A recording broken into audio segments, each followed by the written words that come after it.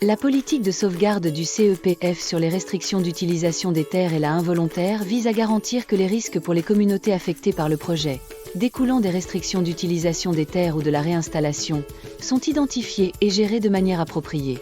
Le CEPF ne finance pas de projets impliquant la réinstallation physique de personnes, qu'elles soient volontaires ou involontaires. Les projets financés par le CEPF ne doivent pas non plus impliquer l'achat de terres. Si un projet entraîne une perte d'emploi ou de revenus en raison de restrictions d'accès aux ressources naturelles, par exemple, suite à la création d'une nouvelle aire protégée ou au renforcement de sa gestion, le projet est tenu de remédier à ce problème. Les personnes affectées doivent être rapidement et adéquatement indemnisées pour cette perte et ou bénéficier d'une aide pour améliorer, ou au moins restaurer, leurs moyens de subsistance.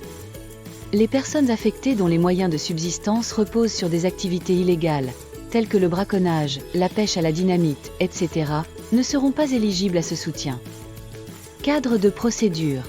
Lorsque vous sollicitez une subvention du CEPF, l'équipe du CEPF classera votre projet dans l'une des 3 catégories, en fonction de ses risques environnementaux et sociaux.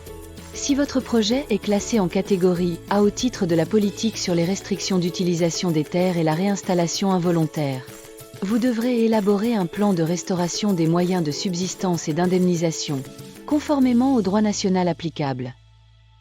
Si votre projet est classé en catégorie B, il vous sera demandé d'élaborer un cadre de procédure. Des modèles et des exemples concrets sont disponibles sur le site web du CEPF.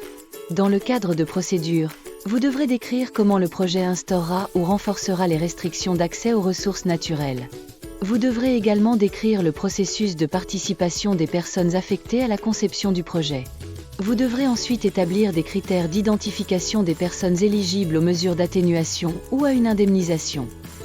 Si des mesures d'atténuation ou d'indemnisation sont nécessaires, vous devrez décrire comment les communautés choisiront les mesures les plus adaptées parmi les différentes options dont elles disposent.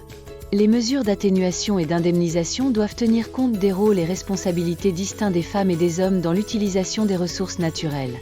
Par exemple, votre projet pourrait restreindre l'accès à des ressources principalement utilisées par les femmes, comme le bois de chauffage. Si vous ne consultez que les hommes, les besoins des femmes risquent d'être négligés.